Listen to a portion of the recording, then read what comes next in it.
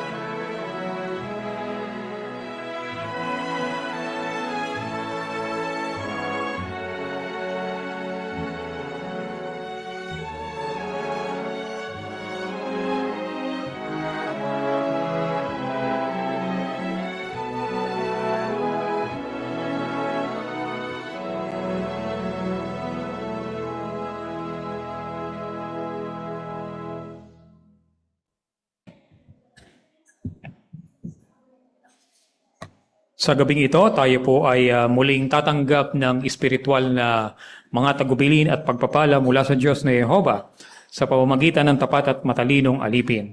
Gamit ang ating workbook ay binubuo ng tatlong bahagi ang ating pagpupulong, ang kayamanan mula sa salita ng Diyos, maging mahusay sa ministeryo at ang pamumuhay bilang Kristiyano. Sasaklawin ng ating pagpupulong ngayon ang mga aralin o mga matututuhan natin sa Aklat ng Kawikaan, Kabanata 31. Ilan sa mga tampok nito mga kapatid ay mga aral mula sa mga magulang para sa kanilang mga anak at matututo din tayo sa mga pagtatanghal para mapahusay pa ang ating ministeryo.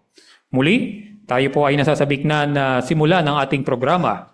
Para sa unang bahagi ng ating pagpupulong ang kayamanan mula sa salita ng Diyos, na may paksa na mga aral mula sa maibiging payo ng isang ina, isang maiksing pahayag po na tatalakayin sa atin ni Brother John Carlo Dula.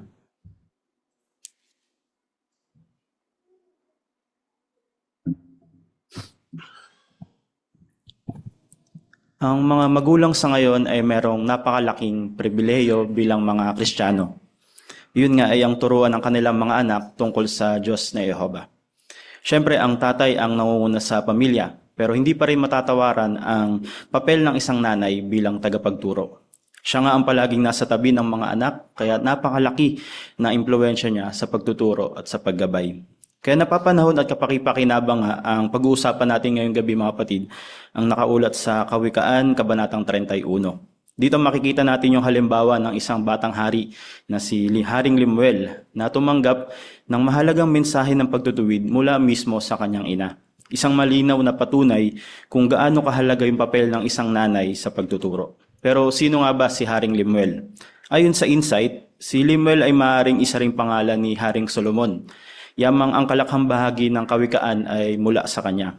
Kung ganoon, lalo pang ang kapansin-pansin ito na yung isang tanyag at matalinong hari ay nakinabang din mula sa payo ng kanyang nanay.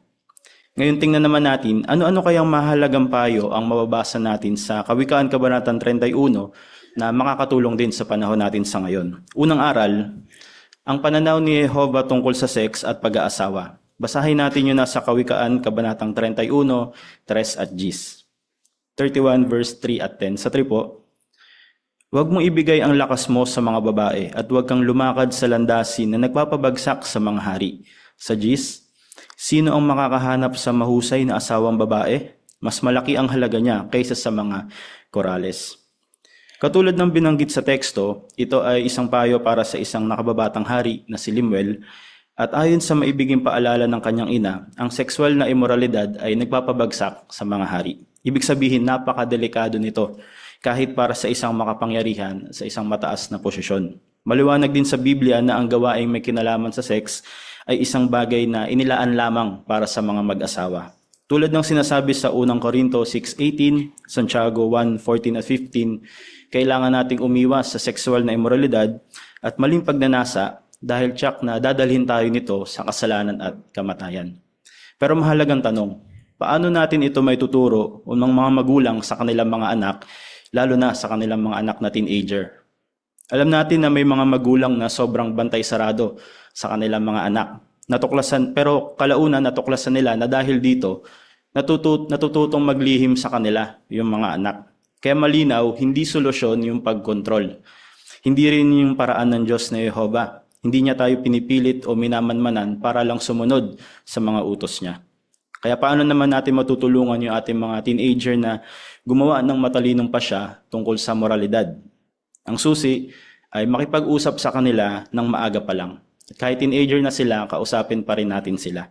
Dapat nga na yung mga magulang yung maging pangunahing pinagkukunan nila ng maaasahang impormasyon. Kung gayon, paano natin ito mapapalawanag sa kanila? Oo, mahalaga yung mga babala. Pero tandaan natin, ang Biblia ay hindi lang nagbababala tungkol sa sex. Inilalarawan din ito bilang isang regalo mula sa Diyos, hindi isang bitag ni Satanas. Kaya't kapag nakikipag-usap tayo sa ating mga anak tungkol sa sex, dapat nga na positibo yung ating tono. Dinisenyo nga ito ng Diyos na Jehovah para magbigay ng kasiyahan at pagmamahalan kapag sila ay ikinasal balang araw. At ipakita rin natin na may tiwala tayo na susundin nila yung pamantayan ng Diyos hanggang sa dumating yung tamang panahon. Ibinigay nga ito ni Jehovah pero mga mag-asawa lang ang dapat gumawa nito. Maaari nga itong magdulot ng kaligayahan o pagdurusa, depende kung paano natin ito ginagamit. Kaya yung basta pagsasabi ng iyong mga pamantayan ay hindi nga garantiya na mamumuhay yung ating mga anak dito. Pero ang matatag na mga pamantayang moral ng pamilya ang magiging pundasyon nila habang sila ay lumalaki. Dito naman sa ikalawang aral, ang pananaw ni Jehovah tungkol sa alak. Basahin natin yung Kawikaan 31 verse 4 hanggang 6. Sa 4, hindi para sa mga hari o Lemuel, hindi para sa mga hari na uminom ng alak at hindi para sa mga tagapamahala na magsabi, nasaan ang inumin ko? Para hindi sila uminom at makalimutan ang naisabatas na at may pagkait sa mahihirap ang karapatan ng mga ito. Bigyan ninyo ng inuming di alkohol ang mga malapit ng mamatay at ng alak ang mga problemado. Maliwanag sa teksto na hindi masama ang pag-inom ng alak. Isa rin itong regalo mula sa Diyos na Jehovah. Pero ang pinagbabawal sa alak ay yung paglalasing o yung labis na pag-inom ng alak. Ngayon, paano naman natin ito mapapalawanag sa ating mga anak, sa ating mga teenager na anak? Una, ipaalala natin na hindi ito para sa mga bata. Kalawa, maaari nating ilarawan yung mga epekto nito sa katawan. Totoo, nakakapagparelax yung alak. Pero kapag nasobrahan, nakakahilo ito. Maaring mawalan tayo ng kontrol, may mga masabi tayo nakakahiya o makagawa ng mga nakakahiyang bagay na pagsisisihan natin kilaunan. At huwag natin kalimutan, napakalakas na impluwensya ng kapaligiran o ng environment ng kabataan sa kanya. May kaklase siyang nag-aalok, mga napapanood sa social media. Siyempre, likas yung kanilang curiosity. Kaya mahalagang magmula mismo sa atin yung tapang impormasyon at payo. Pangatlo, napakahalaga, Yung ating halimbawa bilang mga magulang. Tandaan natin yung mga bata parang sponge. Kung ano yung nakikita nila sa atin, yun din yung ginagaya nila. Kung makikita nilang umiinom tayo ng alak, kapag tayo nai-stress o para kumalma, baka isipin ng mga anak natin, alak pala ang solusyon sa ating mga problema. Kaya bilang mga magulang, dapat magpakita rin tayo ng magandang halimbawa sa tamang paggamit o kung kinakailangan ay pag-iwas sa alak. Dumako naman tayo sa huling payo ng ina ni Haring Lemuel. Tularan ang pagtulong ni Jehovah sa mga tao. Basahin natin yun nasa Kawikaan 31 verse 8 at 9. Sa 8, magsalita ka para sa mga hindi makapagsalita, ipagtanggol mo ang karapatan ng lahat ng malapit ng mamatay. Magsalita ka at maging patas sa paghatol, ipagtanggol mo ang karapatan ng mga nangangailangan at dukha. Habang bata pa nga yung mga anak natin, mahalagang turuan na natin sila na maging mapagbigay. O kailangan natin na masanay sila na isipin yung pangangailangan ng iba at maintindihan na hindi sa lahat ng pagkakataon ay gusto nila yung masusunod. Pasiglahin natin silang maging matulungin at matutunan yung prinsipyong binabanggit sa Gawa 20:35 na merong higit na kaligayahan sa pagbibigay kaysa sa pagtanggap. Paano naman natin ito magagawa, mga magulang? Una, ganun uli, sa pamamagitan ng ating halimbawa. Pwede nating isama yung ating mga anak sa mga gawaing tumutulong sa iba, tulad ng pagtulong sa mga nangangailangan ng transportasyon, pamimili, o pagkukumpuni sa loob ng kongregasyon. Kapag nakita ng mga bata na yung gantong gawain, ma-absorb nila ito at magiging bahagi ng kanilang ugali ito habang lumalaki. At ganoon din, mahalaga rin na makita nila na nasisiyahan tayo sa pagtulong. Kapag kitang-kita nga sa mukha natin, sa kilos natin na nasisiyahan tayo na maglingkod at tumulong sa iba, tiyak nga na magiging proud sa atin yung ating mga anak. At gayon din, kapag nakita naman natin bilang mga magulang na handang tumulong o mapagbigay ang ating anak sa loob ng kongregasyon, tiyak nga rin na magiging proud tayo sa kanila. Kaya pakisuyo po sa larawan. And hindi naman kailangan na maging masyadong seryoso yung pagtuturo natin sa ating mga anak kapag binabanggit natin yung mga payo na natalakay natin sa Kawikaan 31. Sa larawan nga makikita natin yung magnanay na parang nagkikwentuhan lang sila. Diba? Relax lang pero mahalaga yung naituturo. Ganon din sana tayo, subukan natin na kaibiganin natin yung ating mga anak para hindi nila maramdaman na tuwing kakausapin natin sila, nasa isip nila, naku, papagalitan na naman ako ni mama, papa. And sa halip, maramdaman nga nila na mahal natin sila at gusto lang natin silang gabayan. Salamat sa picture. Kaya yung mga payo na ibinibigay sa tamang panahon, mga kapatid, ay nakakatulong para sa lahat, lalong-lalo na sa mga kabataan. Nawa ay naunawaan natin ngayong gabi na yung mga aral sa Kawikaan Kabanatang 31 ay hindi lang para kay Haring Lemuel noon, kundi kapaki-pakinabang din ito sa panahon natin sa ngayon.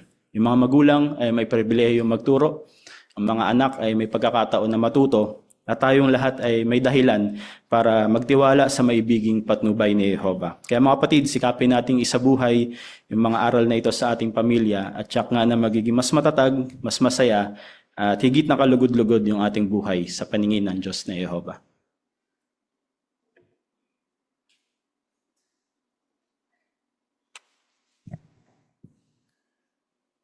Maraming salamat, Brother Dula, sa malinaw na pagharap sa amin ng inyong paksa, mga aral mula sa maibiging payo ng isang ina. Dadako tayo mga kapatid agad sa ikalawang bahagi ng ating kayamanan mula sa salita ng Diyos, ang spiritual na hiyas. Ito po ay 10 minutong talakayan na pangungunahan sa atin ni Brother Renz Umali.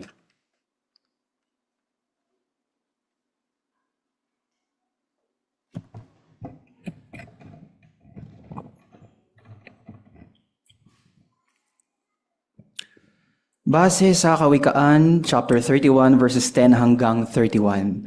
Ano yung nakatulong sa mga Israelita na makabisado ang mga talata mula sa Hebreyong kasulatan? Pakisuyo, Sister Josephine, Juvie, Austria.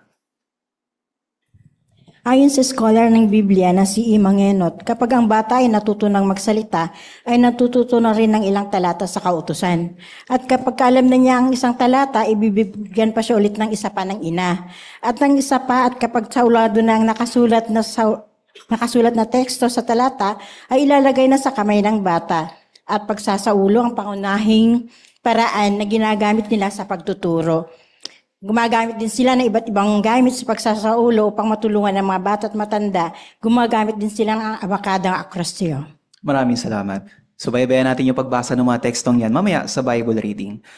Sa Kawikaan, chapter 31, sa pagbabasa ng chapter na yun para sa linggong ito, anong espiritual na hiyas yung nagustuhan mo? Ayan. O, sige, pakisuyo natin si Daniel Shares. Sa Kawikaan 31:17 po, binanggit po doon na inihahanda niya ang sarili niya sa mabigat na trabaho at pinalalakas niya ang kanyang mga braso. Tinutukoy po dito yung pagiging masipag ng isang babae. Hindi siya kumakain ng tinapay ng katamaran kasi kailangan po niya matapos ang buong maghapon ng pagtatrabaho niya. So which is, ang moral lesson po nito, kagaya po ng babae, huwag po natin kainin ng tinapay ng katamaran, kundi sikapin po natin maging masipag sa paglilingkod kay Jehovah. Salamat, Daniel. Nakakapagpatibay yun. Sister Feli, magpili. Pakisuyo sa bandang gilid. Dito po sa Kawikaan 31 verse 2 and 3, totoong damdamin po ito ng isang ina. Kapag may pinagdadaanan ng mga anak natin, aking anak ay durog na durog talagang puso ng isang ina. Kaya sa mga kabataan, piliin yung pasayahin ang puso ng Diyos na Jehovah. Dahil kayo ang puntirya ni Satanas sa panahon ngayon. Dahil kung nagdadalamhati kaming mga magulang, lalong-lalo na ang ating Ama, ang Diyos na Jehovah. Salamat, Sister Feli. Komento ng isang maibiging nanay. Okay, sige, Sab. Pakisuyo dito sa bandang gitna kay Sab.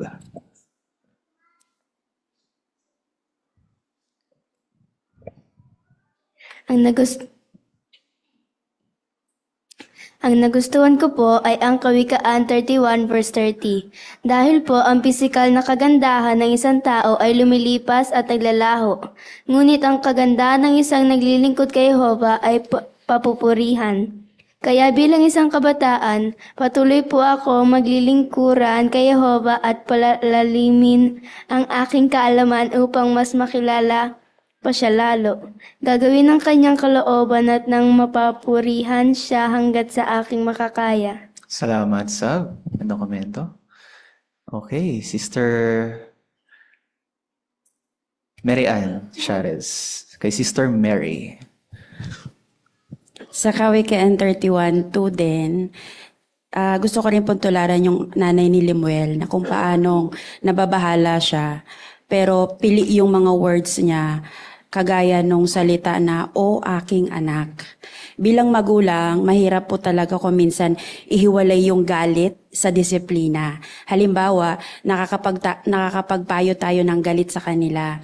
Kaya kung minsan, mahirap nilang tanggapin at sundin ang payo.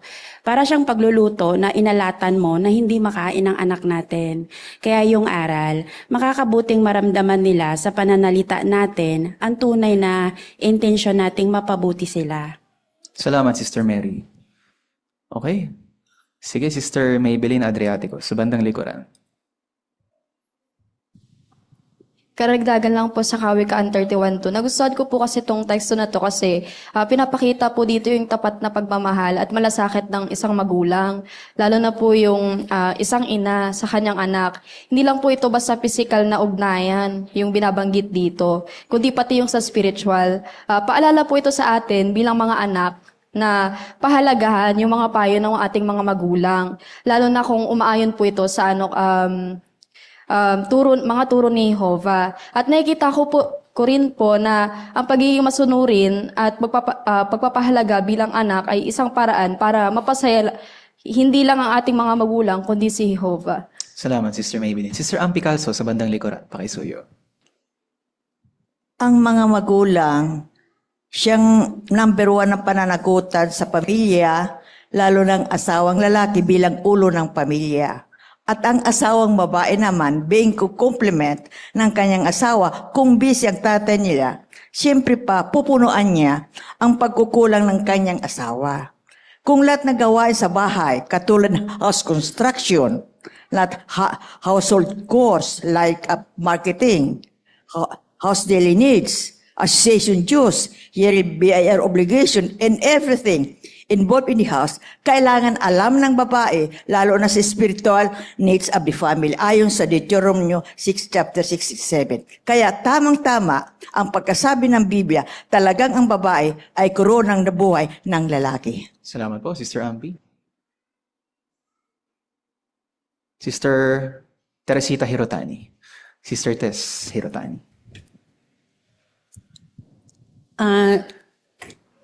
Nagbigay pansin ako sa Kawikaan 31:26. Sinasabi makikita ang karunungan kapag nagsasalita siya. Tinuturo nito sa akin na dapat piliin ko ng may karunungan na sinasabi ko at kung paano ito sasabihin.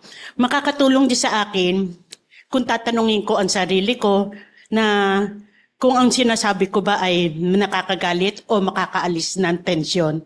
Kaya napakahalagang mag-isip muna bago magsalita. Salamat, Sister Tess. Sister Michelle Umali sa bandang gitna. Pakisuyo. Sa talatang 1, naidiin kay Haring Lemuel ang mga sinabi ng nanay niya. Sinapuso niya yung matalino at maibiging payo ng kanyang ina. At hindi niya yun binaliwala at hindi niya yun kinalimutan. Sa part ko naman, gusto kong tularan si Haring Lemuel na kapag itinutuwid ako ng Bible at ng iba, dapat na di ko iyon baliwalain. Sapagkat matalinong payo iyon ng Diyos na Yehova. At may sasapuso ko iyon kung i-apply ko sa aking buhay at masasabing ang hindi ko iyon kinakalimutan kundi ko na uulit-ulitin ang maling mga pagkilos. Salamat, Sister Michelle Umali. Sister MJ Abellonosa sa bandang likuran. Pakisuyo. Sa Kawikaan 31:30, sabi doon yung pansamantalang kagandahan. Pero paano na lang kung wala na yung kagandahan, ano nang matitira? Kaya mas maganda yung kagandahan ng kagandahan na may kalakip na di kumukupas na kagandahan ng kalooban na nakasalig doon sa takot kay Jehovah. Salamat, Sister MJ. Sister Lara Share sa bandang gitna sa may harapan. Sa Kawikaan 31:6-7, binibigyan ng alak yung mga malapit ng mamatay o mga problemado. Kaya po siguro nagpapakalasing yung mga taong broken-hearted o may mga problema dahil nakakatulong po pala yung alak para makalimutan yung sakit, makaramdam ng saglit na kaligayahan at makatakas sa realidad. Pero alam ko pong hindi po talaga yun yung solusyon kapag may problema. Kaya imbis na ibuhos yung alak sa baso, mas mabuting ibuhos kay Jehovah yung sakit ng puso. Salamat, Sister Lara. Brother Erwin Francisco, bandang gitna. Kawikaan 31:30. Sa panahon po natin sa ngayon, most like people look at appearance. Kapag meron kang good appearance, ibig sabihin, valuable ka or mahalaga ka. Pero hindi po pala yun yung tunay na mahalaga. Yung tunay na mahalaga yung pagkakaroon ng takot sa Diyos na Jehovah. At yun yung mismo yung nagbibigay ng real value sa isang tao. Maraming salamat, Brother Erwin. Sister Lydia Maglangit sa gitna. Pakisuyo. Sa Kawikaan 31:31, although hindi naman tayo nagse-celebrate ng Women's Day or Mother's Day, pero dapat pahalagahan pa rin yung mga kababaihan, whether ang role ng isang babae ay breadwinner, isang ina, teacher, siya ay nararapat bigyan ng respect and recognition dahil sa kanyang mga gawa. Dapat po silang pahalagahan, hindi i-take for granted, instead pasalamatan sila lalo na sa pagiging abala sa mga spiritual activities. Kaya ang ulat na ito ay nagpapaaninaw sa atin ng pangmalas ng Diyos sa lahat ng tungkol sa kababaihan, since kinasihan ito ng Diyos at ito ay para sa ikatututo natin. Maraming salamat, Sister Maglangit. Maraming salamat po sa lahat ng inyong mga nahukay na spiritual na hiyas ngayong gabi.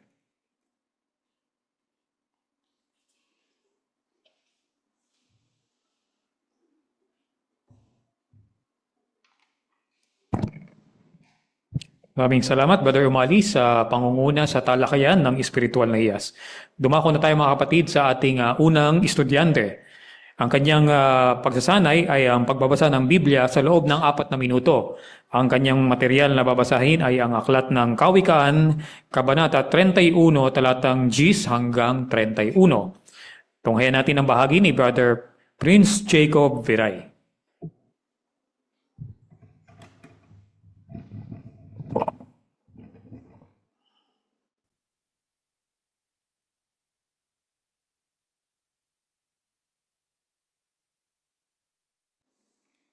Sino ang makakahanap ng mahusay na asawang babae? Mas malaki ang halaga niya kaysa sa mga korales. Buong buo ang tiwala ng asawa niya sa kanya at hindi ito nagkukulang ng anuman. Sa buong buhay niya, ginagawa niya ito ng mabuti at hindi ng masama. Kumukuha siya ng telang lana at lino. Gustong-gusto niya magtrabaho gamit ang mga kamay niya. Gaya siya ng mga barko ng isang negosyante. Nagdadala siya ng pagkain mula sa malayo. Madilim pa ay bumabangon na siya. Naghahanda siya ng pagkain para sa sambahayan niya at para sa mga lingkod niyang babae. Sinusuri niya mabuti ang isang bukid bago ito bilhin. Nagtatanim siya ng mga ubas gamit ang kinita niya. Inihahanda niya ang sarili sa mabigat na trabaho at ipinalalakas niya ang kanyang mga braso. Tinitiyak niyang kumikita ang negosyo niya. Ang lampara niya ay hindi namamatay sa gabi. Hawak ng isang kamay niya ang panulid at ng isa naman ang kidkiran. Iniaabot niya ang kanyang kamay sa nangangailangan at binubuksan ang mga kamay niya sa mga dukha. Hindi siya nag-aalala para sa sambahayan niya kapag umuulan ng niebe, dahil may suot na pangginaw ang buong sambahayan niya.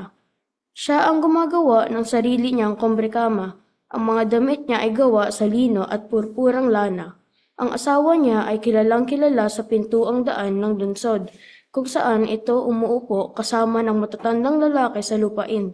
Gumagawa siya at nagbebenta ng mga damit na lino at nagsusuplay ng sinturon sa mga negosyante.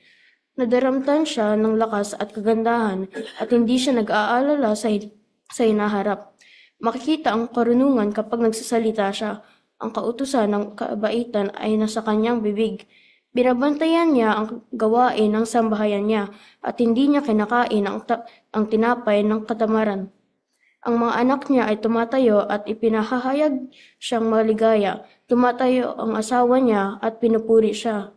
Marami ang mahuhusay na babae, pero ikaw ay nakakahigit sa kanilang lahat.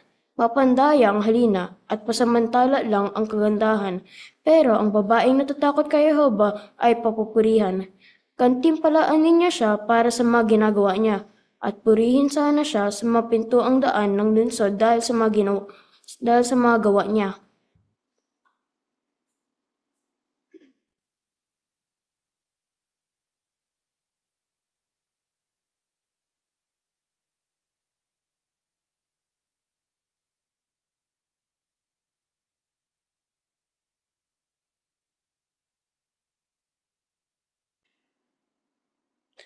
Maraming salamat, Brother Prince Jacob Veray o si Brother PJ. So si Brother PJ ay sinasanay natin sa aralin GIS ng ating brochure ng maging mahusay sa pagbabasa at pagtuturo. Ito po ay tungkol sa pagbabago-bago ng boses. Bakit ba mahalaga ito? Bueno, ang pagbabago-bago ng boses ay tutulong sa atin na maitawid ng malinaw ang mga ideya at bigyan ng damdamin yung ating paksa na nais iharap sa ministeryo. Nakita natin doon sa pagbabasa ni Brother PJ, yung in-apply niya yung ikalawang bullet. Iba-ibahin ang tono ng boses. Mahalaga ito para maipakita yung sigla at ipahiwatig yung laki o layo o kung ano man yung kanyang binabasa, magbigay ng mga description doon sa material ng kanyang binabasa. Pero pwede rin niyang sanayin na iba-ibahin din yung bilis ng pagsasalita para maitawid naman yung pananabik o kaya naman bagalan kapag merong mahalagang punto na nais tayong basahin. Sa kabuuan, Brother PJ, ay naging mahusay ang pagganap mo sa iyong bahagi. Tayo ay dadako na mga kapatid sa ikalawang bahagi ng ating pagpupulong, maging mahusay sa ministeryo. Meron din po tayong 3 estudyante na sasanayin at mapapakinggan natin yung kanilang mga demonstrasyon. Ang unang bahagi sa maging mahusay sa ministeryo ay di formal na pagpapatotoo. Okay? Ang setting po ay pagpapasimula ng pakikipag-usap. Tunghayan natin ang bahagi ni Sister Linda Masangkay at ang kanyang may bahay si Sister Lailani Panganiban. Ano ba yan? Lahat na nga ng tulong at suporta binigay ko na sa inyo para lang mapaayos yung buhay nyo. Tapos ako pa yung masama. Nakakasama naman kayo ng loob. Ay, nako. Meron ba akong maitutulong, Lai? Hi, tita. Nakakasama po kasi ng loob. Parang lahat ng nga ng tulong binigay ko na para lang mapaganda yung buhay nila. Pero ang sama pa rin ang tingin nila sa akin. Alam mo, naintindihan ko yung damdamin mo. Pero may mga bagay na hindi na nating kontrolado yung sasabihin ng iba. Pero kaya nating kontrolin kung ano yung emosyon natin. Alam mo, natandaan ko, merong ginawa ang Panginoong Yesus nung siya ay nandito sa lupa. Nakadanas din siya ng iba't ibang uri ng kawalang katarungan. Halimbawa, nung sabihin nila na siya ay baliw o kaya nakulong siya na hindi naman niya ginawa yung kasalanan na yon. Pero hindi siya gumante doon sa mga tao na gumawa ng kasalanan sa kanya. Pero meron akong teksto na natatandaan na nakatulong sa akin. Yung nakaulat sa Hebreo 13:16, isesend ko sa iyo tapos pakisuyo, pakibasa mo. Sige po na. Sabi po dito, bukod dyan, huwag kalimutang gumawa ng mabuti at magbahagi sa iba kung anong mayroon kayo dahil nalulugod ang Diyos sa gayong mga handog. Napakaganda yung tinukoy dyan sa bandang una. Huwag kalimutan na gumawa ng mabuti at ibahagi ito sa iba. Sa tingin mo, sino kaya yung higit na nakakita doon sa bagay na ginagawa natin na mabuti? Sabi po dito ang Diyos. Kaya sulit balay yung paggawa natin ng mabuti, yamang alam natin na ang Diyos ang siyang nakakikita lahat ng bagay na ginagawa natin. Sulit din po pala, no? Kasi every time na may ginagawa tayong mabuti o tumutulong tayo sa iba, yung Diyos po pala yung natutuwa sa atin. So kahit na may naririnig tayong mga negative, dapat palampasin na lang natin yun. Mahusay. Alam mo yung mga lingkod ng Diyos, noon pa man, no? Hanggang sa ngayon ay nagsisikap na tularan yung tulad Kristong katangian. At nais nila na dahil sa pag-ibig ay yun yung nagpakilos sa kanila na gawin yung mabuti. At halimbawa yung pagtulong sa espiritual, yan, lakas, at saka yung material, lalong-lalo na kung ito ay makakayahan sila na gawin yung mga bagay na yon. Oo nga, tita. Salamat po, Maraming salamat, Sister Masangkay, at sa iyong may bahay, Sister Pananganiban.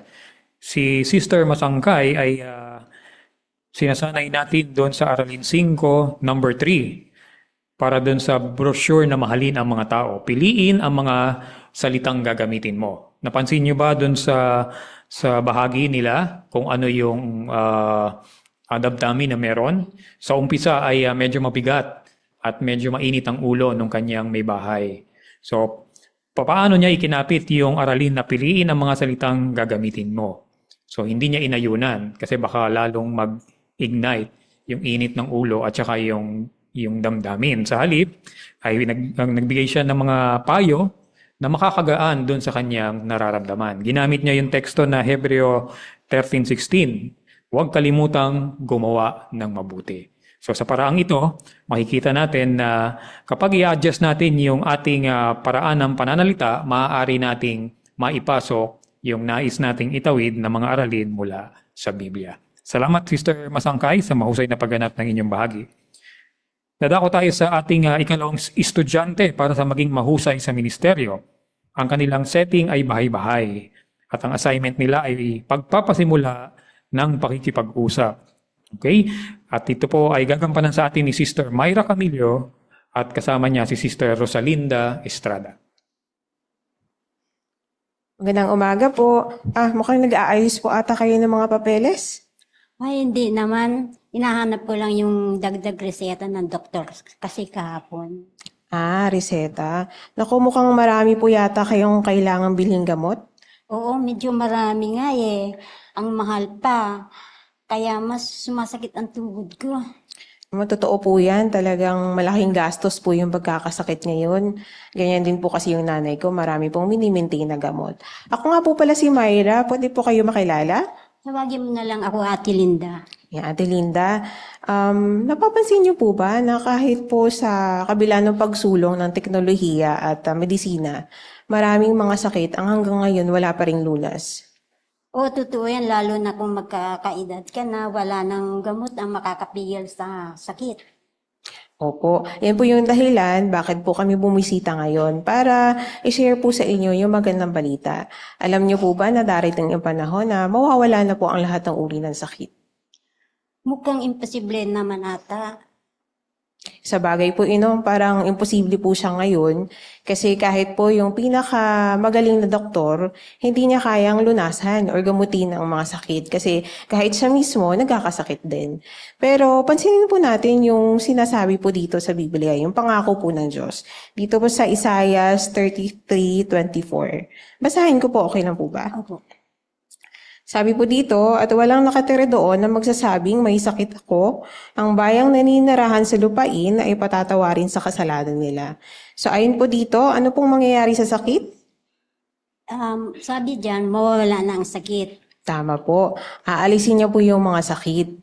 Ang pangunahing dahilan po bakit po tayo nagkakasakit at namamatay dahil po sa kasalanan kaya hindi po tayo sakdal. Pero binanggit po dito na patatawarin niya tayo sa lahat ng kasalanan.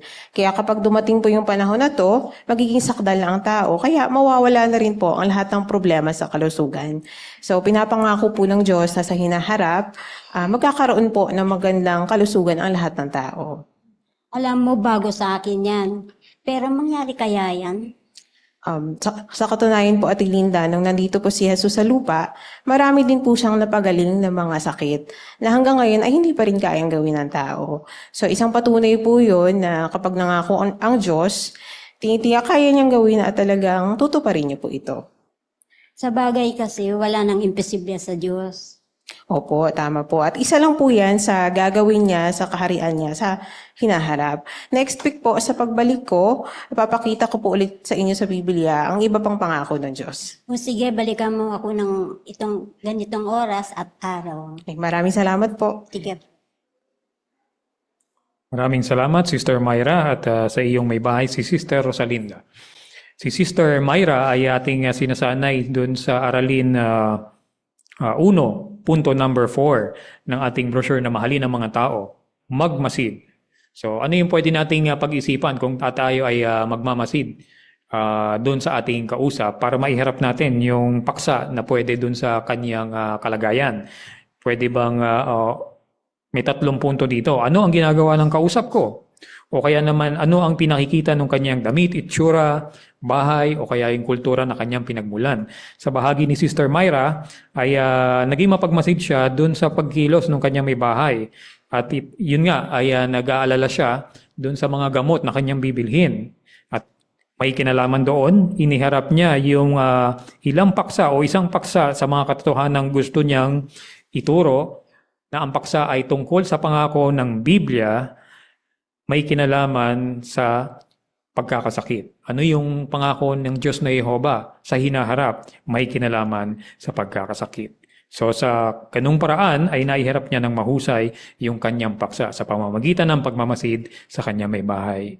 Maraming salamat, Sister Myra, at sa iyong may bahay, Sister Rosalinda. Dumako tayo sa ating ikatlong estudyante, sa ating maging mahusay sa ministeryo. Ang kanilang assignment ay pagdalaw muli at ang setting ay bahay-bahay. Tunghayan natin ang bahagi ni Sister Lilia Vasquez kasama ng kanya may bahay, Sister Jane Lucica. Salamat, Jane, sa pagpapatuloy mo sa akin. Walang anuman, Ate. Talagang hinihintay kita dahil interesado ako sa pinag-unasapan natin noong nakaraan. Mabuti naman. Nung nakaraan, nung pumunta ako dito, pinag-usapan natin yung tungkol sa digmaan. Pero sabi mo nga sa akin, ayaw ng tao ang digmaan. Pero bakit meron pa rin digmaan, Jane? Una, marami ang mamamatay at higit sa lahat, marami ang magugutom dahil dito. Tama ka, wala naman taong gustong may digmaan, di ba? Lahat tayo apektado. Ngayon naman, talakayin natin yung tanong na iniwan ko sa iyo. Bakit napakarami pa rin ng digmaan kahit gusto naman ng lahat ng tao ay kapayapaan? Ano kaya sa palagay mo?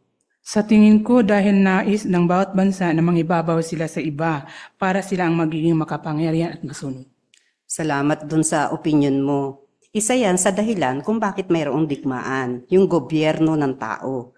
Gusto nilang mamahala sila sa iba. Pero ang tanong, kaya-kaya nila. Alam mo, Hindi tayo nilalang ng Diyos para pamahalaan natin ang iba, gayon din ang ating sarili. Maganda na suriin natin yung binabanggit ng Biblia dito sa Jeremias 10:23. Subaybayan mo ako ha. Sabi dito, hindi para sa taong lumalakad ang ituwid man ang sarili niyang hakbang. Kaya hindi lubusang maaalis ng gobyerno ng tao ang digmaan at ang karahasan. Sa palagay mo, sino kaya ang nag-iimpluwensya ngayon sa mga tao para magsimula yung digmaan? Sa palagay ko, yung mga taong sakim sa pakinabang tulad ng mga negosyante, politiko, korap, kasi malaki ang kita nila sa mga armas kapag may digmaan. Oo, maaari. Pero meron akong nabasa sa Biblia dito sa unang Juan 5:19. Makisuyuan kita sa pagbasa. Pakibasa mo nga. Ang buong mundo ay nasa ilalim ng kapangyarihan ng isa na masama. Salamat. Sino yung isang masama na tinutukoy dito? Si Satanas ba yun, ate? Tama ka. Siya ang nagtutulak sa mga tao na makipagdigma sa isa't isa. Pero kumusta naman tayong mga tao? Tayo ba ay malinis o makasalanan? Ano sa patingin mo? Sa tingin ko po, makasalanan. Tama ka doon. Pero kanino kaya tayo nagmana ng kasalanan? Sa ating mga ninuno, sina Adan at Eva? Mahusay. Kaya dahil sa kasalanan nila, nagmana rin tayo ng kasalanan. At ang kabayaran ay ang kamatayan. Kaya hanggang ngayon, nakapag-iisip pa rin tayong gumawa ng masama. Ibig sabihin, wala na tayong pag-asa? Meron naman. Huwag ka naman mawawalan ng pag-asa. Alam mo, talakayin natin yan sa susunod na pagbabalik ko. Pero bago ako umalis, nais kitang imbitahan sa isang special talk na gaganapin sa September 27 dito mismo sa Kingdom Hall ng Monel. Ito ay alas 8 ng umaga. At ang tema niya, digmaan, kung paano ito magwawakas. Sige ate, sikapin kong makarating. Yan. Kailan ulit tayo mag-uusap at magkikita para talakayin natin yung tanong na iniwan mo? Sa ganitong araw din ate at saka oras. Sige, asahan mo, babalik ako. Siya nga pala, iiwan ko sa iyo mismo yung address ng Kingdom Hall para siguradong makarating ka. Sana makarating kayong buong mag-anak ha. Sige po ate, sikapin ko po. Maraming salamat Sister Vasquez at kay Sister Lucica sa mahusay na pagganap ng kanilang mga bahagi. Ang aralin kung saan sasanayin natin si Sister Vasquez ay ang aralin 7. Punto number 4 ng brochure na mahalin ng mga tao, makipag-appointment. Pagkatapos maiharap ni Sister Vasquez yung paksa para doon sa ating kampanya ngayong buwan ng Setyembre, nakita natin na una,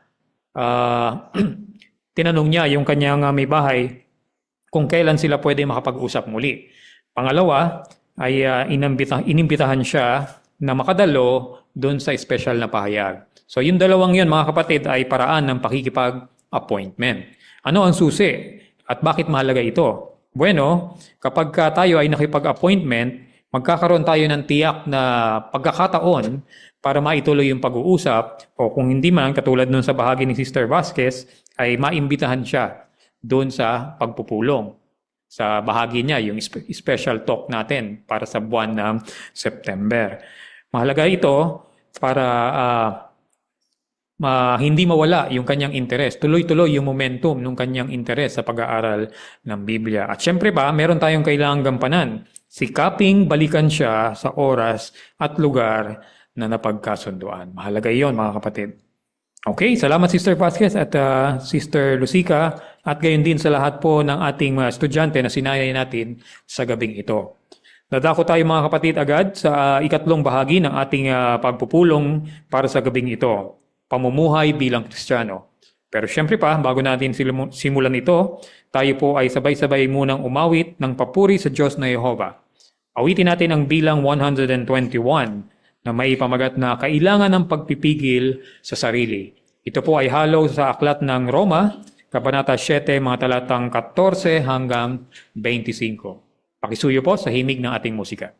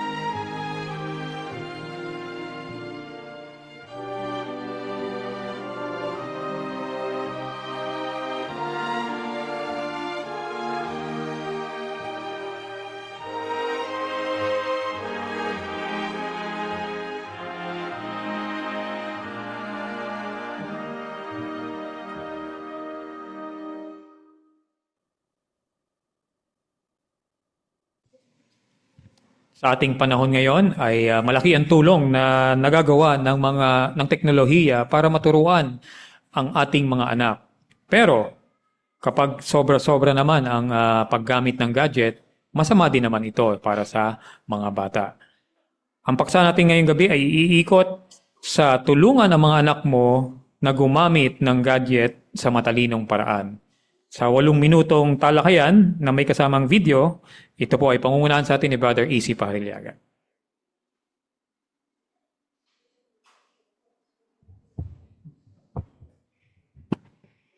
Gaya ng nabanggit na, sa panahon natin sa ngayon, hindi maikakaila na kailangan natin paminsan-minsan na gumamit ng mga gadgets.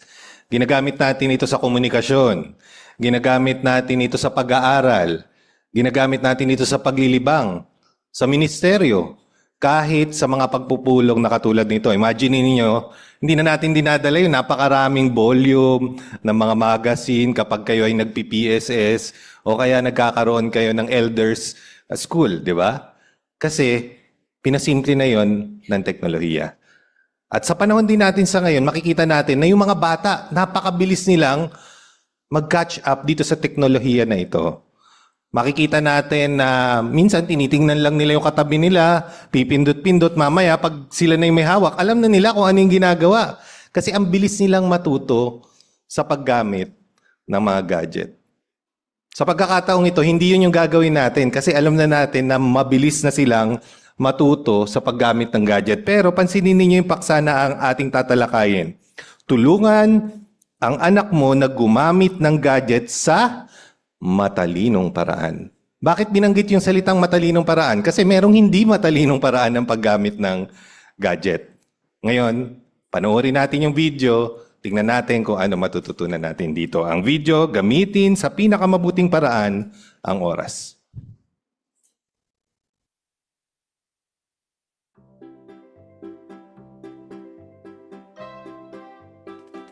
Wow! Ang ganda! Ang kintab! Talagang excited na kayo ah.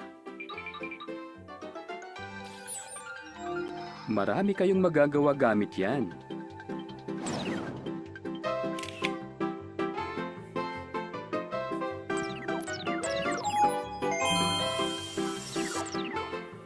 Pati na ang mahalagang bagay.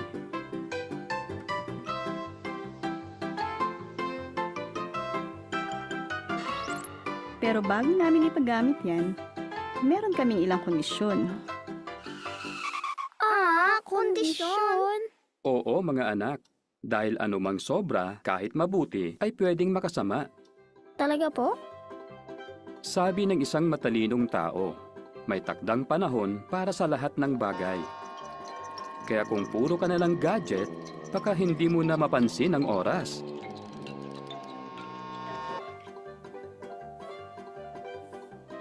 O ang magagandang bagay na nangyayari sa paligid mo.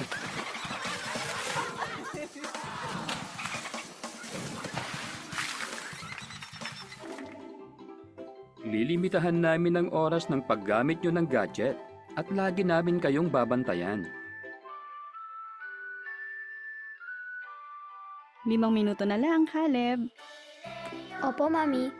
Tandaan, ang oras ay regalo ni Jehova. Dapat natin itong gamitin ng tama, di ba mahal? Oo naman.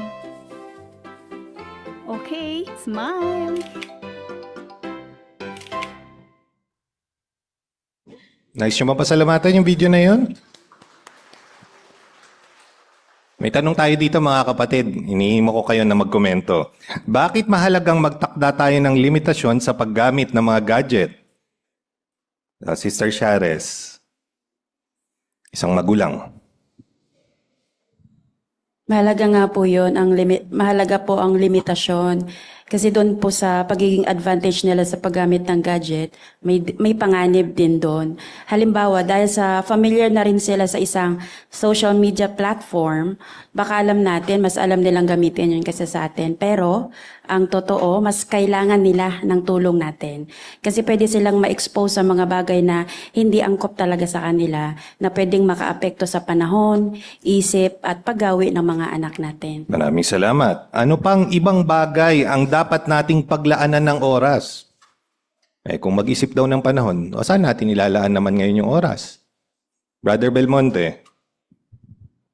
Yung gagamitin po natin yung gadget sa pagba-Bible study, tsaka gamitin sa pag-open po ng Bible doon, tsaka sa pakikibahagi po sa ministeryo at pagtulong din po sa iba. Kailangan din po yung quality time sa banding sa family at yung pakikipagkaibigan din po, tsaka yung tamang pahinga. Instead po na gamitin po yung gadget para maubos yung oras po. Maraming salamat. Pansinin ninyo yung pagiging balanse, idiniin dun sa pinanood nating video. Ngayon, bilang ulo ng pamilya, ang tatay, karaniwan na, siya'y magtatakda ng oras na gagamitin ng pamilya. Siyempre, iba-iba yan. Hindi naman kung ano yung ginagawa ng isang pamilya, 2 oras lang sa isang araw. Yung isa, maghapon, okay lang.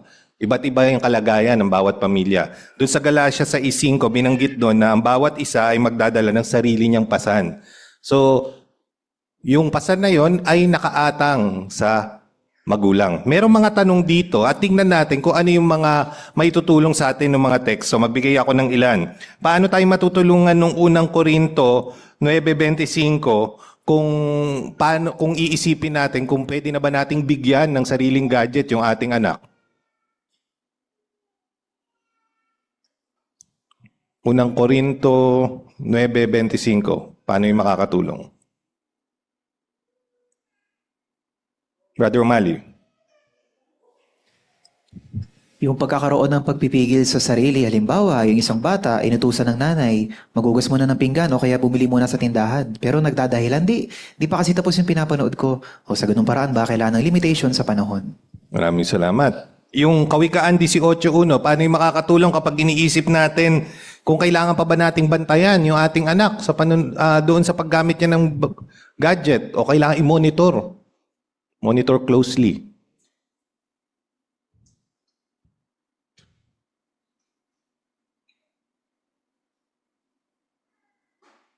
Sister Vasquez.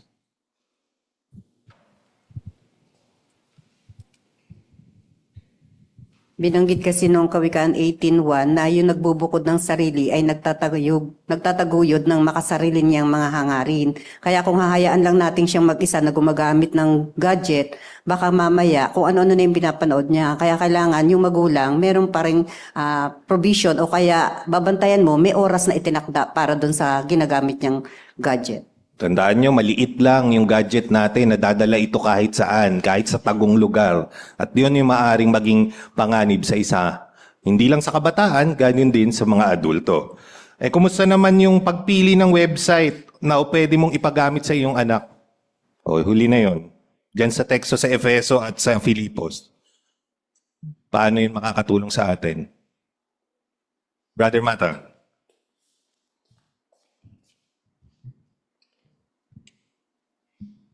Diyan sa talatang 4, binanggit niya na iwasan natin yung mga website na may mga di angkop na mga paggawi, kahihiya, mga malalaswang usapan, mga porno, mga malalaswang pagbibiro.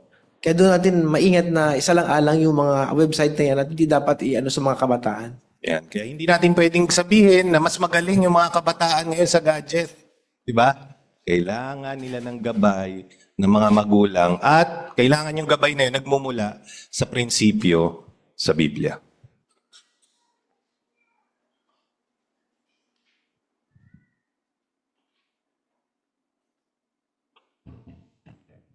Maraming salamat, Brother Pahariliaga, sa mahusay na pagharap ng talakayan para sa tulungan ang anak mo na gumamit ng gadget sa matalinong paraan.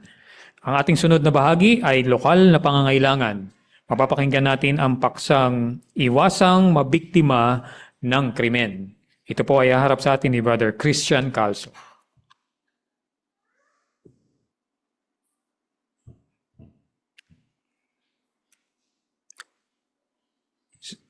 Siguro nagulat kayo, no?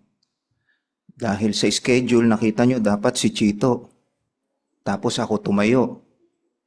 Siguro nasa isip nyo na-scam siguro yun. At yan ang pag-uusapan natin, mga kapatid, tungkol sa scam. Hindi dahil, una, yan, tungkol sa scam. Pero hindi naman nang scam si Chito, nakiusap lang sa akin kung pwede kasi hirap siyang tumayo. Oo, nahirapan siya. Kaya buti na lang, wala akong gout ngayon at kaya kong tumayo. No? Ano ba yung scam, mga kapatid? Alam nyo ba yung scam? Oo. Sa Tagalog, sige, ganito ang gawin natin. Tagalog, maraming panloloko. Okay? Pandaraya. Scam din yan. Panlalamang. Yan. Yung gusto mong maisahan. Take advantage do sa isa. Panggagancho. Ayan. Di ba? Pambubudol. Ayan. Yan yung mga scam na tinatawag. Sa Biblia ba, meron na bang na-scam? Kauna-unahang na-scam si Eva. Oo. Paano natin nasabi? Sabi sa Genesis 3:1 hanggang 5, siguro, may idea kayo. Di ba, meron doon yung bunga, sabi, huwag kayong kakain yan dahil kapag kinain nyo, mamamatay kayo. Una, merong ahas, nagsalita. Talaga bang sinabi ng Diyos na hindi nyo pwedeng kainin lahat? Ano ginawa ni Eva? In-entertain niya. Ba, ahas nagsasalita? Hindi naman. Hindi naman lahat. Yan lang. Dahil, yan lang. Kapag kinain namin yan, mamamatay kami. Ano sabi ni Satanas? Hindi. Hindi kayo mamamatay. Mamumulat ang mata nyo tulad ng Diyos. Malalaman nyo kung ano ang tama at mali, mabuti at masama. Ganon. Na-scam. Ano na nangyari? Naapektuhan. Namatay. Naapektuhan tayo. Nakita nyo mga kapatid? Una pa lang yun. Anong gagawin natin, mga kapatid? Kasi may mga scam na ginagamit, pwedeng gamitin ang reliyon. Ini-scam. Pwedeng gamitin ang panggagamot, kung anong gamot. Merong iba business. Investment scam. No? Anong mga dapat nating gawin, mga kapatid? Kung halimbawang may lumapit sa atin na may kinalaman sa pag-i-invest. Pera. Talagang mag-i-invest tayo ng pera. Basahin natin ito, mga kapatid. No? Kawikaan chapter 14 verse 15. Sabi dito, pinaniniwalaan ng walang karanasan ang lahat ng naririnig niya. Pero pinag-iisipan ng marunong ang bawat hakbang niya. Anong point dito, mga kapatid? Kung halimbawang may magsasabing kikita kayo ng ganito, sandali lang, 20%, 30%, 40%. Based dito, sa nabasa nyo, wala kayong karanasan kung maniniwala kayo kaagad. Anong gagawin natin? Pag-isipan. Mag-ingat. Pag-ingatan natin kung ano yung sinasabi. Teka, tama ba to? Halimbawa, ano pa? Halimbawa, may kumpanya. Siyempre, inaalok siya. Ay, anong kumpanya yon? Yun ang mga tatanong natin. Meron ba talaga siyang opisina? Oh, yung pagbibigyan natin ng pera, kung tao lang, ay isang business yan. Anong company? Alamin nyo kung anong company. May opisina ba? Contact details, email, address, telepono, meron ba? Di ba? Tapos, hindi lang to, maganda to mga kapatid Itong tanong na to, meron ba akong mga dagdag na babayarin? Bakit yun ang tanong? Kasi mamaya, ibigay nyo ang lahat ng pinagkakitaan nyo. Tapos, hindi nyo pala mababayaran, naloko na kayo. Nakuha nyo mga kapatid, baka naloko na tayo kasi may babayaring kuryente. Lahat na ng yung kinita mo, yung pinag-ipunan nyo, kasi nakikita nyo, 100,000 inipon ko to, kikita ako ng 40%, 40,000, 140,000, naku, 2 weeks lang. Kikita ako ng 40%, ibibigay ko lang. No. Ngayon, tanong nyo rin, isasauli ba nito yung kinita ko? Kung sakali, yan yung mga kailangan natin. Kaya maganda yung sabi nung unang Thessalonica 5:21 Okay, buksan natin. 5:21. Tiyakin ninyo ang lahat ng bagay. Ano ibig sabihin yan? Tingnan nyo yung option. Lahat ng option. Isipin nyo, kung i-invest ko to, anong mangyayari? Kung sakaling hindi totoo, kaya ko bang tanggapin?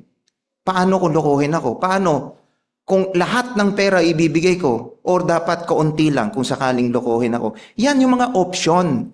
Tapos, sa option na yan, tingnan nyo yung 5:21. Tuloy natin, no? Manghawakan kayong mahigpit sa kung ano ang mabuti.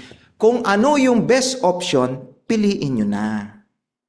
Tingnan nyo kung anong maganda. Kaya mga kapatid, tingnan nyo rin yung gumising. Pwede nyo tingnan to, July 22, 2004, kung paano ipagsasanggalang ang sarili mula sa pandaraya. Paano mga kapatid kung sakali na, sabihin na natin, nabiktima na tayo. Sabihin na natin, lahat ginawa na natin, nag-ingat na tayo, lahat ng option ginawa na natin, nabiktima pa rin tayo. Okay? Karaniwan, kahihiyan, nahihiya tayo, yung budhi, galit sa sarili, pero wag mong sisihin ang iyong sarili. Biktima ka. Ang taong nanlinlang sa iyo ang dapat sisihin. Kung nagkamali ka man, tanggapin mo ito at magpatuloy ka sa iyong buhay. Sapagkat darating ang panahon, nangako si Jehovah na lahat lilipulin niya ang masasama. Awit 37:9 at 29.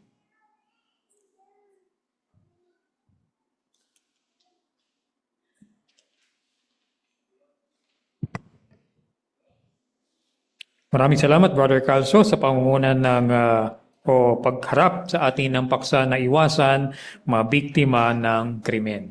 Dadako na tayo mga kapatid sa pag-aaral ng kongregasyon sa Biblia gamit ang aklat na Mga Aral sa Biblia. Sa gabing ito ay tatalakayin natin ang 2 kabanata ng chapter 18 and 19.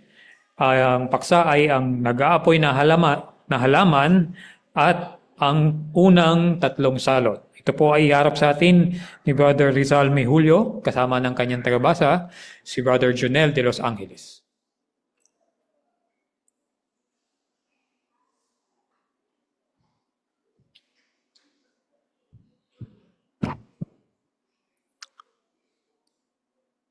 Nakahanda na ba kayo mga kapatid na magkomento? Tama-tama. Kita ko sa inyong mga mukha na talagang gustong-gusto niyong magkomento. Dahil maganda yung ating tatalakayin sa gabing ito at tiyak na mapapatibay tayo sa paksang ito. Kaya karaka-raka, dumako tayo sa ating pag-aaral ng Biblia gamit ang aklat na... Okay, umpisa natin ito sa Araling 18. At pag-isuyin natin si Brother de Los Angeles na basahin sa atin ang mga parapo. Tumira si Moises sa Midian ng 40 taon. Nakapag-asawa siya at nagkaroon ng mga anak. Isang araw, habang nagbabantay ng mga tupa malapit sa bundok Sinai, may nakita siyang kakaiba. Isang matinik na halaman ang nag-aapoy, pero hindi nasusunog. Paglapit ni Moises para tingnan niyon, may nagsalita mula sa halaman. Moises, hanggang dyan ka lang.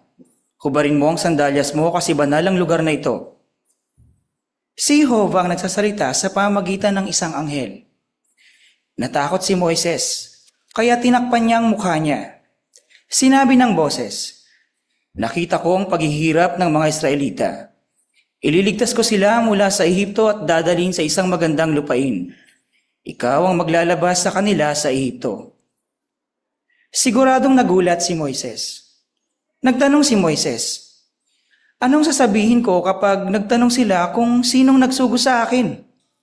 Sumagot ang Diyos, Sabihin mo sa kanila nang nagsugo sa iyo ay si Jehovah, ang Diyos ni Abraham, ang Diyos ni Isaac, at ang Diyos ni Jacob. Pagkatapos sinabi ni Moises, paano kung hindi sila makinig sa akin? Nagbigay si Jehovah ng ebidensya na tutulungan niya si Moises. Inutusan niya si Moises na ihagi sa lupa ang tungkod nito. Naging ahas ang tungkod. Nang hawakan ni Moises ang buntot ng ahas, naging tungkod uli ito. Sinabi ni Jehovah, gawin mo ang mga tandang ito, at ito mismo ang magpapatunay na isinugo kita. Sinabi ni Moises, hindi ako magaling magsalita. Nangako si Jehovah, ituturo ko sa iyo ang dapat sabihin, at tutusan ko si Aaron na tulungan ka. Dahil alam ni Moises na tutulungan siya ni Jehovah, bumalik siya sa Ehipto kasama ang kanyang asawa at mga anak. Okay, salamat. So dumako tayo doon sa tanong o mga tanong. Ang una, ano ang nakita ni Moises habang nagbabantay ng mga tupa? Brother Bart Chavez. Nakita po ni Moises habang nagbabantay po siya, isang matinik po na halaman nag-aapoy pero hindi po nasusunog. Okay.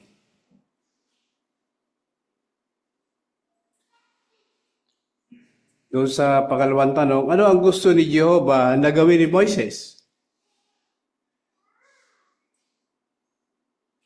Sister sa likod,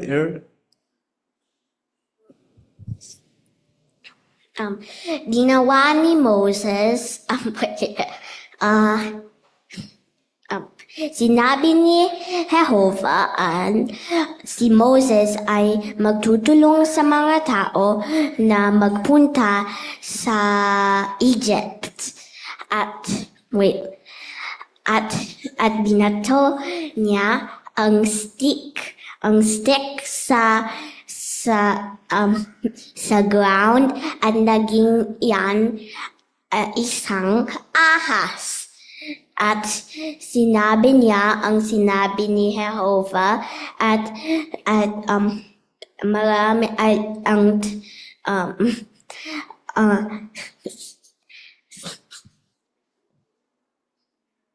Okay, maraming salamat, sister, sa inyong pagsisikap na may paliwanag. Yung dapat ipaliwanag. Pero pahigit pa natin maunawaan, tawagin natin si Brother Roy.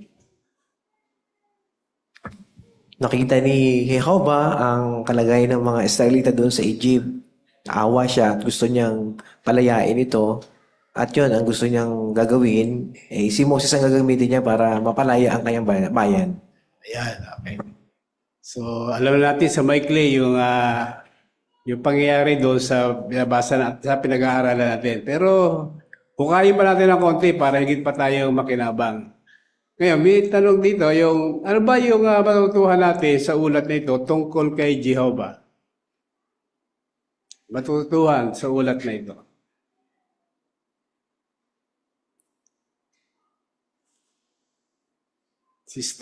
Brother Odi.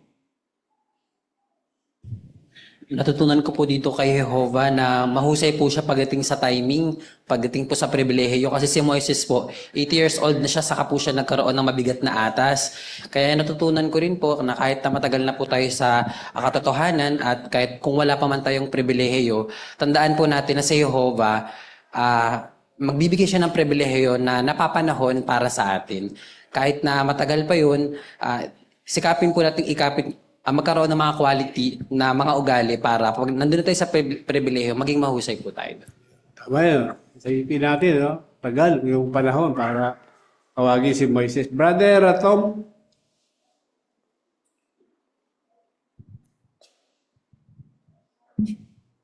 Makikita nga natin yung katangian ng Diyos na Jehovah, yung pag-ibig. Kasi nakita niya yung kanyang bayan ay nahihirapan. Kaya gusto niya na iligtas yung mga ito sa pamamagitan ni Moises.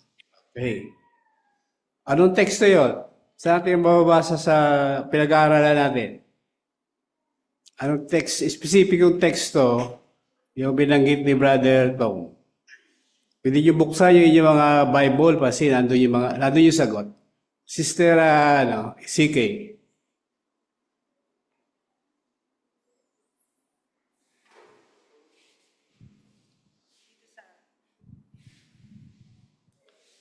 7, sinabi ni Jehovah, nakita niya ang bayan niya ay nahihirapan sa Ehipto. Kaya hindi madali yung gagawin ni Moises kasi maraming Israelita ang bihag. Pero si Moises, ang gagamitin niya, utal pa sa pagsasalita. Kaya mismo si Moises sabi niya, hindi ko kaya yung atas. Pero matututunan natin kay Jehovah na handa si Jehovah tumulong at pinangako niya na aalalayan kita sa atas na ito. Okay. Maliban doon sa nakikita natin yung katangian ni Jehovah na nagmamalasakit siya, ayon doon sa verse 8, ano yung ginawa niya? Naawa siya, pinagmamalupitan yung bayan niya, pero nanatili bang naawa lang siya? Ano nakita rin sa verse 8? Ano ginawa niya? Brother Florence. May pagkilos, ibig sabihin si Jehovah nakabag, hindi lang siya naawa, gumawa siya ng paraan para yung awa niya magkaroon ng resulta. Okay. Awa na may pagkilos. Di ba? Meron kasi naawa, hindi naman kumikilos. O, si Jehovah, mabuting halimbawa. No? Kilos agad siya. Nung nakita niya na kailangan tulungan yung kanyang bayan. O, di ba? O sa pagkakapit sa ating practical na pagkakapit, paano natin magagaya yung katangian yun ni Jehovah?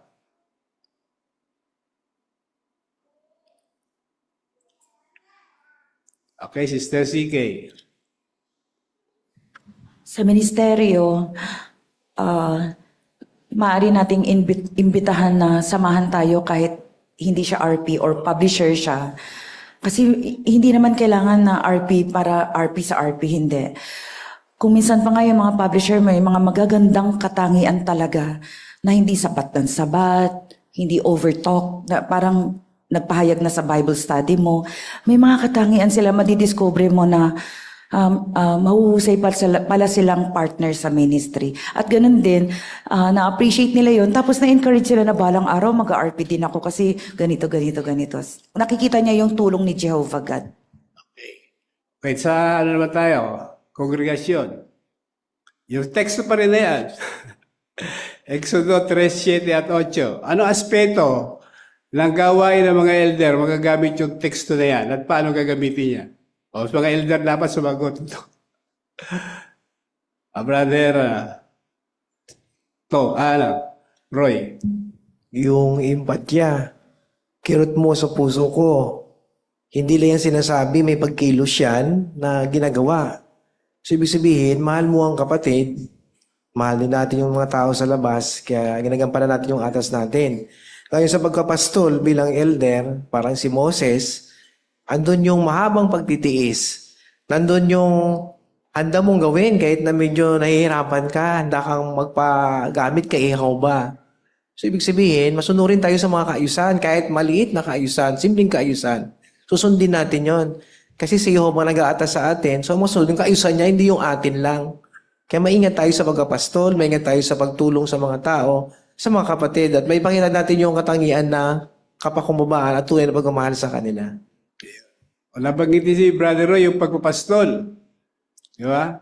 O, sino yung tulad Israelita sa kongregasyon na papastulan? Sino yun? Sino yun? At bakit siya papastulan? O, di ba?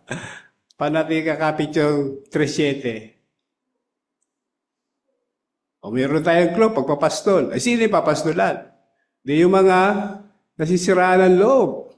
Hindi lang tayo basta naawa, di ba? O pupuntahan niya ng mga pastol. Sister Ampi. Ang naghihina, kahit malakas, pastolan natin lahat. Hindi lang mga elder, kahit tayo lahat, pwede magpastol sa ating mga kapatid. Tama po yun, ano? Yung nakita niyo sa teksto, nakita ni Jehovah na nahihirapan yung kanyang bayang Israel. Di ba? Nagdurusa. Di ba? Ibig sabihin, nakikita ni Jehovah yung mga pinagdaraanan ng kanyang bayan. Ganun din dapat yung mga kapatid sa kongregasyon. Okay. So, sa ministeryo naman tayo. Brother Libres. Ano man ang pribilehiyo natin, elder, ministerial, regular pioneer, mayroong oras na kuminsan halos hindi natin magawa yung atas natin mula kay Jehovah. Yung pangangaral kuminsan, pag-aarbi, parang hirap na hirap tayo. At si Moises, ganun din, nung inatasan sa ni Jehovah, tumanggi siya, hindi ako marunong magsalita. Mahina po ako, sabi niya. Minsan nararamdaman din natin yun. Pero ang sabi rito dito sa Mateo 10:19, huwag tayong mag-alala. Dahil kung hindi natin minsan alam yung sasabihin natin, nandiyan si Jehovah nakaalalay kasi kalooban niya yung pinagagawa sa atin eh. At sa gawain natin, tandaan natin, gawain din pinagagawa sa atin ito ni Jehovah. Kaya tuturuan niya tayo. Sa kaya teksto natin makikita yung principle nun. Diyan sa pinag-aaralan natin. Buksan natin yung mga Exodo 4, 10, 15. Ano ba sabi ron? Paikliin lang natin. Summarize natin yung teksto. Exodo 4, 10 hanggang 15. Sister CK. Nakikiusap si Moises na iba na lang isugo mo. Sabi niya kay Jehovah. Hindi talaga kasi siya mahusay magsalita. So sa ministry, napakaganda talaga ng aklat natin na masayang buhay magpakailanman. Interactive siya, manual na kung saan hindi ka naman talaga ikaw yung maraming sasabihin, kundi magtanong ka regarding nandoon na sa paragraph. Although, ganun yung aklat, pero dapat naghahanda din kasi RP man, publisher man, maganda din siya para hindi siya nabubulaga. Baka kasi yung study niya, makabangon ng tanong regarding dun sa topic, alerto din siya. Pero paano tayo binibigyan ng lakas ng loob ng nangyari kay Moises? Anong lakas ng loob na nakuha natin doon? O yung papatibay loob sa atin. Anong gagawin ni Jehovah kung nasa ganyan tayong kalagayan? Sister Masangkay.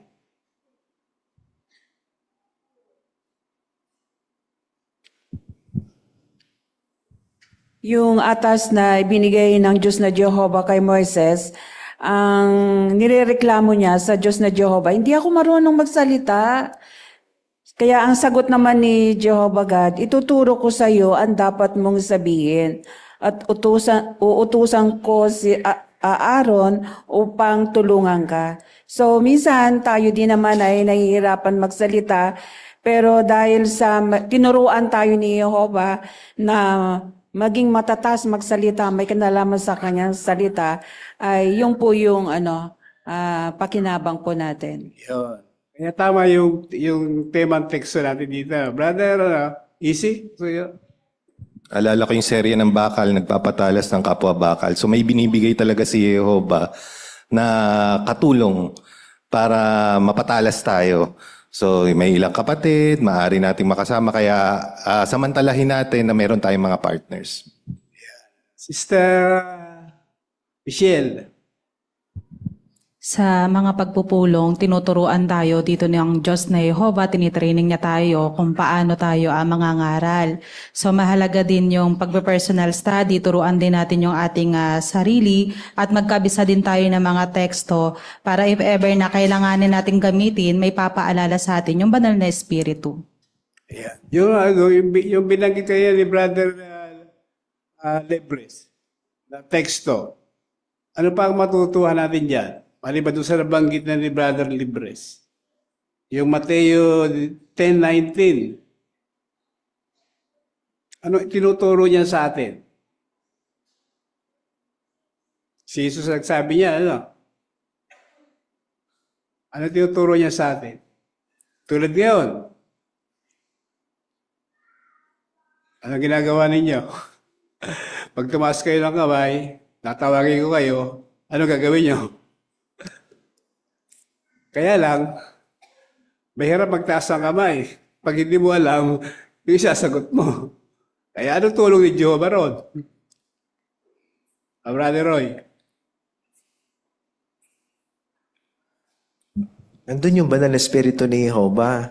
Ipaalaala niya o kaya ipaalam niya kung ano yung sasabihin natin. Ibig sabihin, hindi lang tayo nagsasalita, kundi espiritu din ni Jehovah. Okay. So marami tayong natutunan doon sa chapter na to, no? O lipat tayo doon sa chapter 19. Ang mga Israelita ay pinagtrabaho bilang mga alipin. Inutusan ni Jehovah sina Moises at Aaron na sabihin sa Paraon, "Palayain mo ang aking bayan para makasamba sila sa akin sa ilang." Sumagot ang mayabang na Paraon, "Wala akong pakialam kay Jehovah. Hindi ko palalayain ng mga Israelita." At lalo pang pinahirapan ng Paraon ang mga Israelita. Tuturuan ni Jehovah ng leksyon ng Paraon. Alam mo ba kung ano ang ginawa ni Jehovah? Ipinadala niya sa Ehipto ang 10 salot. Sinabi ni Jehovah kay Moises, "Ayaw makinig ng Paraon sa akin. Bukas ng umaga, pupunta siya sa ilog Nilo. Sundan mo siya doon at sabihin sa kanya na dahil ayaw niyang palayain ang aking bayan, magiging dugo ang tubig sa Nilo." Pinuntahan ni Moises ang Paraon. Kitang-kita ng Paraon nang hampasin ni Aaron ng tungkod ang Nilo at ang ilog ay naging dugo. Bumaho ang ilog, namatay ang mga isda at hindi na pwedeng inumin ang tubig ng Nilo. Pero ayaw pa rin palayain ng Paraon ang mga Israelita. Pagkaraan ng 7 araw, pinabalik ni Jehovah si Moises para sabihin sa Paraon, "Kapag hindi mo pinalaya ang aking bayan, mapupuno ng palaka ang buong Ehipto." Itinaas ni Aaron ang tungkod niya at napuno nga ng palaka ang buong lupain. Nagkaroon ng mga palaka sa kanilang bahay, higaan at kainan. May mga palaka sa lahat ng lugar. Sinabi ng Paraon kay Moises na pakiusapan si Jehovah na itigil na ang salot. Nangako ang Paraon na palalayain na niya ang mga Israelita. Kaya pinatigil ni Jehovah ang salot. Tinipon ng mga Ehipsyo ang mga patay na palaka at napakarami nito. Bumaho ang buong lupain. Pero ayaw pa rin palayain ng Paraon ang mga Israelita. Tapos sinabi ni Jehovah kay Moises, dapat ihampas ni Aaron ang tungkod niya sa lupa at ang alabok ay magiging niknik o maliliit na insektong nangangagat. Biglang ang nagkaroon ng niknik sa lahat ng lugar. Sinabi ng ilang Ehipsyo kay Paraon, "Galing sa Diyos ang salot na ito." Pero ayaw pa rin palayain ng Paraon ang mga Israelita. Maraming salamat sa iyong mahusay na pagbasa, Brother de Los Angeles. Okay, dumaan ka tayo sa tanong. Ano-ano ang unang 3 salot?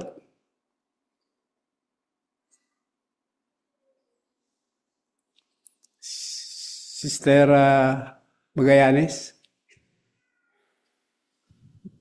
Dahil nga po ayaw ng Paraon na palayain ng mga Israelita, yung unang salot po, naging dugo ang tubig sa ilog Nilo. Bumaho ito at namatay lahat ng isda at hindi na pwedeng inumin.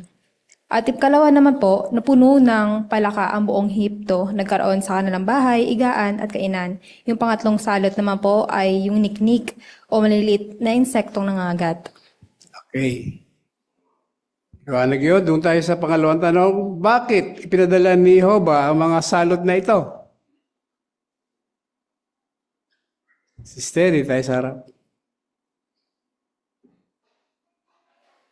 Pinadala ni Mang Jehovah yung mga salot na to dahil ayaw nga palayain ni Paraon yung mga Israelitang alipin.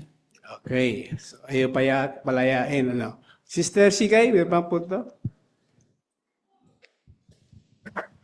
Para ipakilala ni Jehovah siya kay Paraon. Kasi sagot ni Paraon, sino ba si Jehovah? Pero actually, malamang, sabi sa reference, malamang kilala ni Paraon si Jehovah. Kumilos lang ito na parang hindi niya alam kasi tingin ni Paraon sa sarili niya ay makapangyarihan siya. Okay. Okay, dito ba kayo doon sa unang tanong? Ano tinuturo nito sa atin tungkol kay Jehovah? Brother Odi.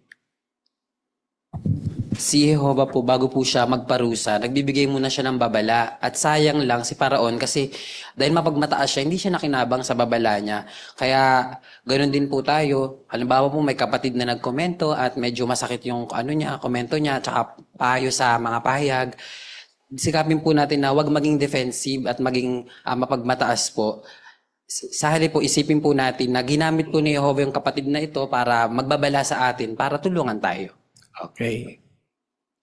Sister Arona. Jeremias 16:21, kahit anong pang gawin ng mga tao na o pasalahin yung pangalan ni Jehovah, alisin sa Biblia, dumisan, talagang si Jehovah makapangyarihan siya. Ipapakita niya, ipapakilala niya yung sarili niya sa lahat ng tao. Kagaya ngayon, dati tinatanggi nila na walang pangalang Jehovah, pero ngayon makikita na natin na unti-unti kinikilala na siya ng mga iba't ibang uri ng relihiyon o kaya website. Okay. Brother de Los Angeles.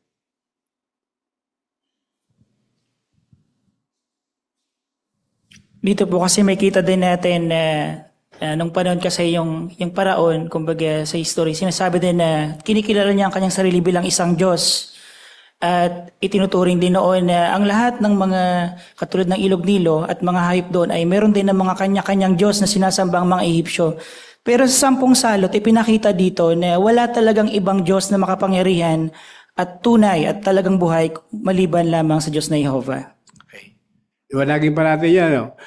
Pakisuyo na buklatin natin yung bilang 33 verse 4, tapos punta tayo doon sa study notes para makita natin yung bakit kaya yung 3 salot na yan, ganyan ang ginamit ni Jehovah. Makikita natin yung sagot doon. Bakit yung 3 salot niya tulad ng dugo, yung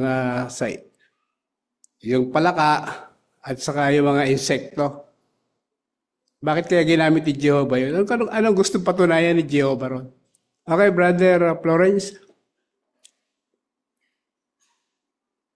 Ayon po sa kaunawaan, sa ilalim ng subtitulong Diyos at Diyos sa mga. Yun kasi yung mga ginamit ni Jehovah bilang simbolo. Yun yung sinasambang Diyos-Diyosa ng mga Ehipto, mga Ehipsyo. Kaya parang pinapakita noon, kayang-kaya ni Jehovah talunin yung mga huwad na Diyos nila. Okay. Okay, halimbawa, yung Diyos ng Ilog Nilo. Sino ba yung Diyos noon? Sabi diyan. Anong pangalan ng Diyos na yun?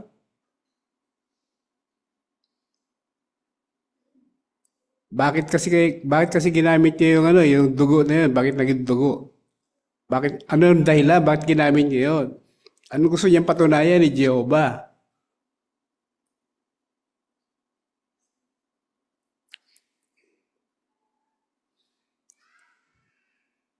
Sister Arona. Yung Diyos kasi ng Nilo ay si Happy. Ito yung sinasamba nila yung isda. So namatay yung mga isda dun sa ano. So talagang walang magagawa ang mga sinasamba nilang isda sa Diyos na Jehovah. Okay. Yun ang punto, di ba? Kasi kinikilala nilang Diyos yung si Happy. Kaya nung naging dugo, yung ilog, hindi na siya naging happy, di ba? Kasi napahiya siya. Di ba? Okay, doon sa pangalawang salot, ano man Diyos naman meron doon? Yung palaka, ano ba doon? Anong Diyos daw yun?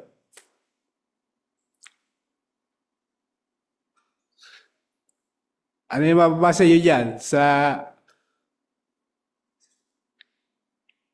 Sister CK?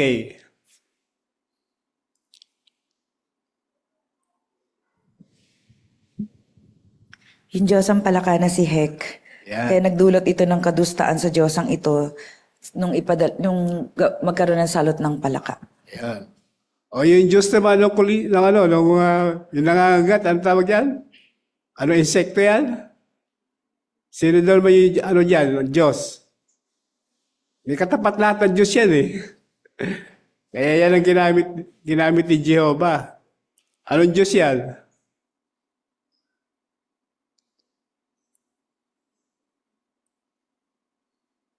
Yung niknik yan, di ba? Niknik ang tawag dyan. O, nandyan din yun, kung babasahin nyo. Pero, ang punto pa isa dyan, mga kapatid, yung dalawang salot, nagagaya ng mga mahika, ng mga, ni Parao, di ba? Pero yung pangatlo, ba't hindi nagaya? Kaya anong purpose to? Bakit yun ang ginamit ni Jehovah? Para ano? Para ipahiya sino? Brother Odi. Para ipahiya po yung mga huwad na Diyos at ipinapakita rin doon po na may limitasyon talaga ang kayang gawin ng tao. Na si Jehovah na bilang Diyos ng katotohanan, lahat ng bagay kaya niya pong gawin. Kasi yun na yung mga saserdote ni Paraon, nagaya niya yung unang dalawa, di ba? Pero yung pangatlo, hindi na niya magaya. Kaya ibig sabihin, talaga may limitasyon lang yung kakayahan ng mga tao. Pero si Jehovah, tulad nga binanggit ng Jeremias, ano daw siya yan? Ano sabi niya sa Jeremias? Komentuhan natin. Jeremias 16:21.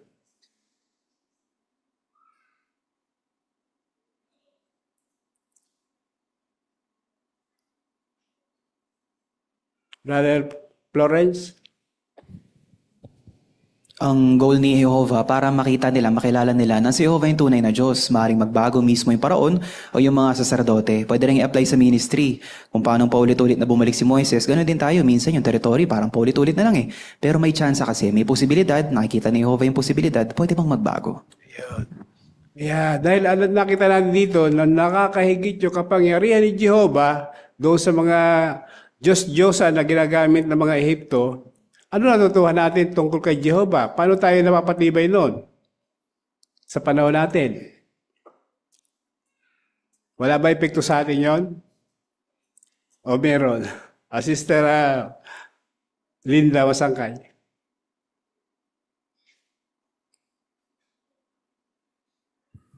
Kung sila nga pinagtatanggol nila yung Diyos nila, samantalang wad naman yon, edi mas lalo tayo. Dahil alam natin na ang Diyos na Jehovah, siya yung Diyos na makapangyarihan, na kaya niya talagang talunin lahat yung mga Diyos-Diyosan na sinamba ng mga tao noon. Sakto. Maraming salamat po sa inyong mahusay na comment.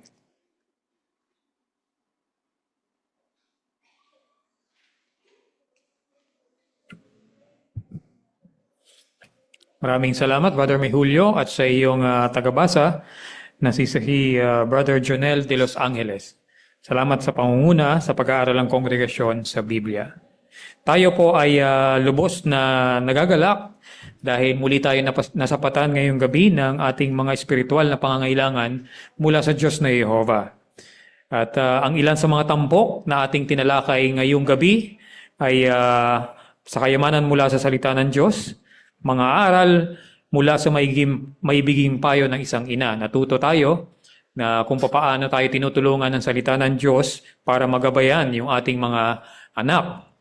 Natuto din tayo sa ating mga estudyante sa kanilang mga presentasyon at mga demonstrasyon para mas mapahusay pa ang ating kalidad sa ministeryo.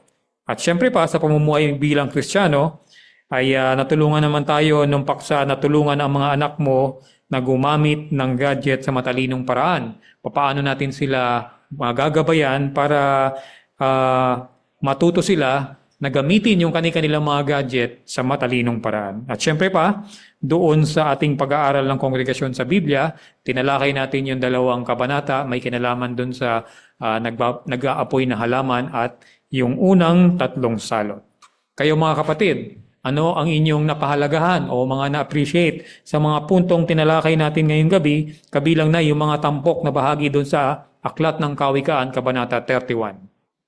Ano yung mga na-appreciate ninyo mga kapatid doon sa mga paksang ito? Kay Brother Belmonte? Yun sa unang programa po, yung mahalagang bata pa lang, turuan na po yung mga anak sa habang murang edad pa lang po. At para tumagos po sa puso nila yung katotohanan, mahalaga na ulit-ulitin po yung paraan po. Okay, salamat Brother Belmonte. Ano pa? Meron pa mga kapatid? Sister Quiñones? Sa Kawikaan 31 na nabanggit niyo po, mga katangi ang magaganda na dapat linangin ng mga kapatid na gusto ni Jehovah, ikapit natin yon unti-unti para mapabanal natin siya. Okay, salamat. Brother Mihulio.